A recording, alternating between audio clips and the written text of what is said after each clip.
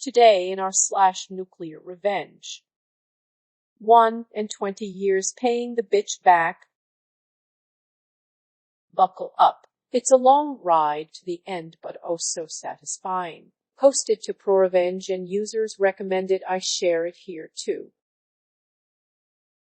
Sometime back I was hired to a company by a Q I had previously worked for someplace else.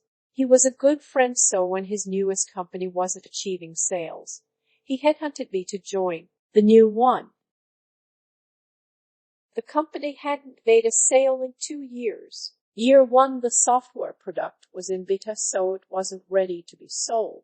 Year 2, they realized using the tech staff to make high-end sales to level executives was the shittiest sales model one could conceptualize. In general, and there are exceptions of course, these two personality styles don't speak the same language. Tech people talk tech. Buyers talk benefits and how the potential product fills needs. I bridge the gap well by translating tech speak into natural conversational language so buyers better understand how their needs will be filled. The job was an hour-and-a-half drive one way from my home, so the CEO said I could work from home as long as I kept the sales management tool current. It's where you keep the notes of each prospect's status, came to important meetings, and made sure the executive team had daily sales reports. The first month, I made the daily 3-hour commute because I needed to have solid, constant interaction with all the departments to rapidly form my sales strategy and develop a two-way confidence level with the section heads. Once I had a handle on things, I was ready to launch my sales plan. In the meantime, the CEO hired of sales, bitch boss, who started 4 days before I hit the ground running to get in front of buyers. She was coming from the banking industry and had a long career in sales and marketing, finance products. I hated her from the moment she arrived. She knew fuck all about tech, and I spent huge time trying to orient her, which wasn't ideal because I needed to work on my sales strategy. They brought her on board because she had strong experience gaining financial investors. Nevertheless, I forged ahead, traveled to a target state, and spent 19 days crisscrossing it. When I came back, I had 17 contracts from buyers totaling about $2 in sales. My CEO was overjoyed. Fast forward 6 months, and now working from home, I'm rocking and rolling. Sales are strong. CEO is happy. Good things are happening. Bitchboss has landed an investor willing to drop $6 into the company, and they are coming into town for a discovery meeting. She asks me to drive up because they specifically want to meet the salesperson. Seconds before walking in the door for the big meeting, Bitchboss pulls me aside and says she needs me to back her up on lies she has told them. Basically, she doubled my sales numbers. I told her there was no way I was going to do that. She says the CEO has okayed the lie. We get to the part in the talk where the investor is looking over my inflated sales numbers on the prospectus, then directly asks me how many sales I'm making a month. Bitchboss is behind him waving her arms, but I was having none of it and answered truthfully. He looks askance, staring at the document, which has the false number listed, while she's giving me the stink eye behind him. No one says a word. Dead silence. I ask to see the document, and fates have aligned, allowing me to solve the dilemma. I explain the first 2 numbers were transposed. They correlated well to my real sales versus inflated sales if you flip-flop the first 2 digits. The potential investor is satisfied, and we move on. Switch gears. About a week later, I was meeting with the CEO in his office, and he referred to my big tits. I'm no shrinking violet, but it stunned me because it was so unexpected. That night I was chatting with Mike, who happens to be a lawyer, and told him about it in casual conversation. He said I should tell the CEO so he can address it. Thinking along smart business practices, I decide to tell Bitchboss, to whom I directly report, as proper protocol since we don't have a hard debt yet. Side note, I also reported directly to CEO as a boss since my role was a muddy mix of sales and tech. The next day, CEO calls me, and I take him through it, telling him it's no big deal, but to make sure he talked to CEO, so it didn't happen again. He says he'll do it right away. 2 days later, I check in with him, and so still hadn't talked to CEO because the investors were in town. I gently push him to get it done, and casually mentioned friend, who happened to be a lawyer, was the one who urged me tell him, because any good CEO would want to know about it. I reiterate, I'm not mad or upset. The only word he heard was lawyer. He went apeshit that I was bringing a lawyer into the mix. Now this guy was my good friend. We'd worked together at 2 companies for years. I calmed him down, or so I thought, explaining that I only wanted him to talk to CEO. I also told him I hadn't brought a lawyer into it, that I had been innocently chatting with who just happens to be a criminal defense attorney. He seemed okay, and we hung up. The next day, I'm working as usual, and I get a call from an attorney who explains the company has hired her regarding my sexual harassment claim. I'm flummoxed and adamantly told her that was not the case, that I had no claim against the company. She said otherwise. And that's when everything changed dramatically. CEO was furious with me for bringing this on when investors were looking at us. His reaction set the tone, which filtered down. The company began to retaliate against me. Bitchboss now made it her mission to make my life hell, forgetting to tell me about important meetings I was supposed to attend, freezing me out when I was in the office, telling me I could no longer even speak to CEO, a problem since I'm selling a multi-million-dollar tech product needing his input, and I directly reported to him as my other boss, denying me a long-planned, approved vacation. Basically anything she could devise to screw me over, she was gleefully working it. Coinciding with this was a serious health problem I developed, ultimately requiring surgery. My illness had no impact on my work, as I was able to work from home, which made things easier on me, health-wise. Bitchboss then decided that I need to come to the office every day despite a 3-hour round-trip commute. Now I know you rethinking, why didn't I just leave, get another job somewhere else? I needed the health insurance. There was no way to turn around another job fast enough, and I had a complex surgery scheduled, requiring 3 surgeons for my procedure. My doctor gave me a note for them, which released me from having to make the daily commute, so I could continue to work at home as long as my work didn't suffer. They legally couldn't force me to commute, especially since working from home was a part of my employment contract from the outset. The night before my surgery, Bitchboss calls to tell me they've canceled my health insurance. After hanging up with Bitchboss, I collapsed on the floor in a faint. I was so sick and mentally exhausted from all the stress. The next morning, the CEO frantically calls asking to talk to me. My mom refuses to let him. I'm on official leave as of that morning, and we're heading to the hospital. CEO had told their lawyer about canceling my health insurance, and she cheated him a new shoal, telling him it was illegal. They immediately reinstated my insurance. In the 2 weeks I was out, my mom had found a lawyer for me, as it was clear shenanigans were going on. I still needed them as an employer because I was in no shape to rigorously job hunt while recovering. Turns out all the bullshit they were doing to me is illegal. Companies aren't allowed to retaliate against employees when they report nefarious acts against them. I met with my new lawyer who said I had an excellent claim for retaliation and took me on. He said I had to continue working there while he did his thing to stay within protocol while he filed the EOC claim. Now, it's time for me to return to work. The company had relocated planned during my absence and bitch boss refused to tell me where, so I couldn't come back to work.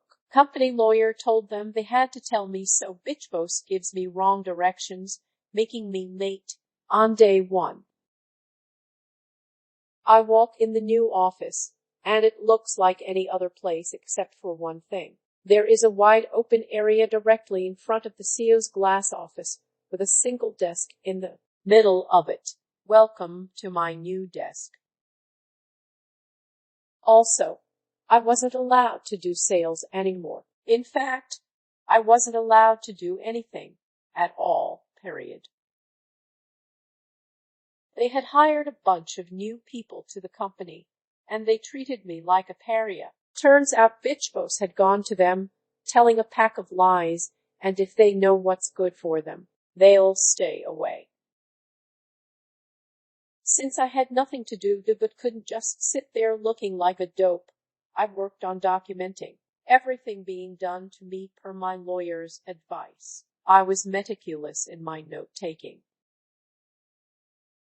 Bitch boss began writing me up. Stupid stuff like not answering my phone on the first ring and for asking questions during company-wide meetings, asking to see my personnel file, which employees are legally entitled to do, although not entitled to photocopy any of it.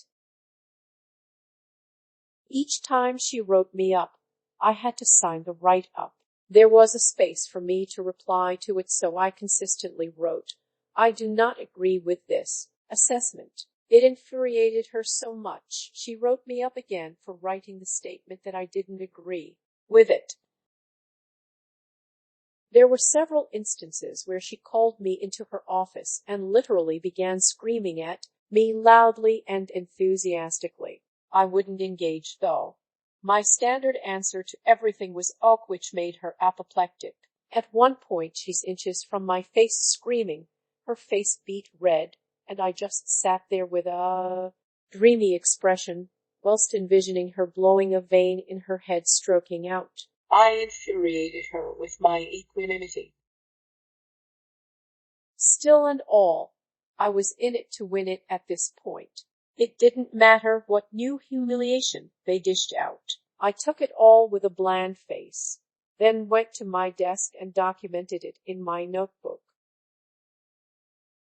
She loathed my notebook, sure that I was doing exactly what I was doing, documenting, because it was my personal property, though. She couldn't take it from me. I had to carry all my belongings with me everywhere, company-wide meetings, the bathroom, lunch, because I caught her one time going through my desk drawer in my fucking purse, although it gave me great joy to write a note reading "fuck you," which I left in my backpack, and jerry-rigging it so I could tell if she went into it, which she did. I withstood it all with a brave face, only breaking down once I left for the day. My attorney took a lot of sobbing phone calls during this period. Finally, the day comes that my attorney has what he needs and I can resign. Better still, he advises I don't have to give a 2-week notice. I come back from lunch and type up my letter with one sentence. I resign immediately. I take it into the her guy, who also took part in their evil machinations, and hand it to him. His mouth forms an O shape, and he half stands up from his chair as he reads it. He looks up, and I give him a smile and say bye just as sweet as paves, walked out the door and drove home feeling mighty fine. 1 month later, my lawyer and our EOC office, along with the CEO, bitch boss, and their lawyer, so the EOC can review my claim. In my state, you can't just bring a lawsuit against a company for things like harassment and retaliation. Claims must first be evaluated by the EOC, and then if they determine you have enough grounds to file a lawsuit, they issue a right to sue document.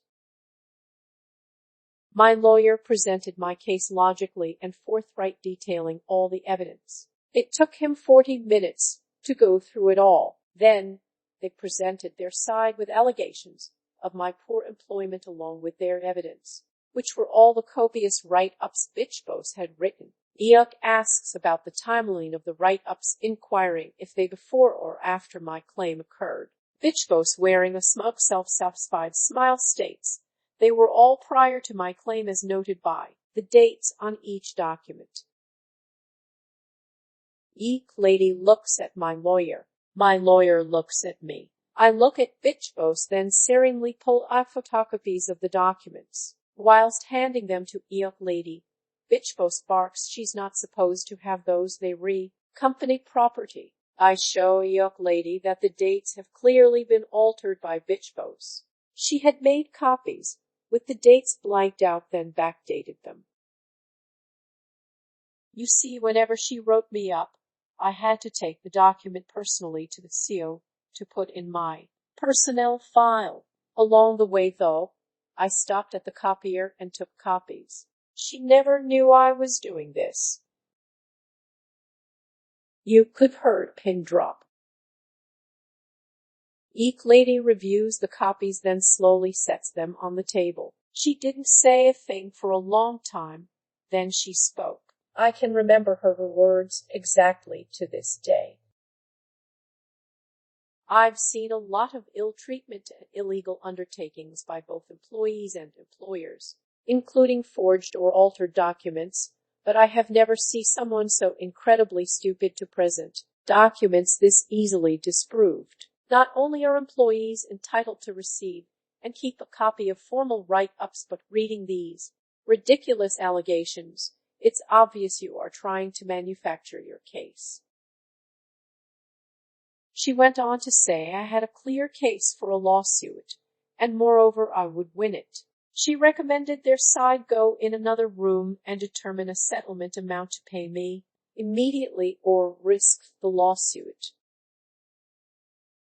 They went to a nearby office, and I could hear the lawyer dressing them down. Words I heard included, lied to me, lied to EOC, presenting false documents, broke so many laws, figure out a number big enough to pay her so this doesn't go to court, because you will lose. They came back with a $50 offer, which we accepted. My lawyer and I left, then did a football touchdown dance in the parking lot. Looking up at the EOC window, I could see Bitchbos in the window looking miserable and crying. She had just been fired. That was my year one revenge. I'm not a hateful person. I get mad and get over it. But for Bitchbos, I nurtured hatred and vowed to one day get revenge. So I kept tabs on her and discovered she opened a finance marketing company after she was fired. Then I waited a year before exacting my petty delight. For the past 18 years, I've executed a wonderful, soul-refreshing project. Each year I go to her website and write down all work email addresses and phone numbers for the employees. Then I subscribe them all to get more information from places like online schools, online insurance companies, all those bullshit, aggressive organizations that keep your contact information longer than a gypsy fucking curse while trying to sell you stuff. The last few years, I've subscribed them to an email bomb service where the service takes the address and instantly subscribes it to thousands of newsletters, request for more information feeds, and other online buyers of email addresses for marketing services. I tested it with a burner email, and it wreaks havoc on your inbox with thousands of emails received within seconds, and they never fucking stop. You literally have to close down the email because it can't be salvaged. Each year, when I go to collect the contact information, all the emails have been changed to new ones. Last year, my cousin took a job in the same building. I enlisted her help, and she made it a point to befriend a receptionist working for Bitchbos. After executing my yearly plan, my cousin went to lunch with her. The receptionist was in a full mood and explained the entire organization was in disarray because it had to redo all the emails again. It keeps happening over and over and nobody can figure out why. She said the owner, Bitchbos, has had to get her cell phone number replaced 3 times because of all the texts and phone calls she gets whenever it happens again. Sometimes Bitchbos would have her phone number on the website, which I duly subscribed to everything under the sun. The best part for me was hearing how she lost a mega client because they felt the company was in too much turmoil so often. The thought of this keeps me warm and cozy at night, and I sleep so very, very well. Edit. I forgot a part of the tale. A Redditor mentioned that if the investor pulled out, that would have been a neat twist. That jogged my memory. The investor did pull out. Once I left the company, they couldn't duplicate the same scale of sales revenue I had been generating, and the investor got skittish. The company did go on to success, sans Bitchbos and CEO, but it took them much longer due to this fiasco.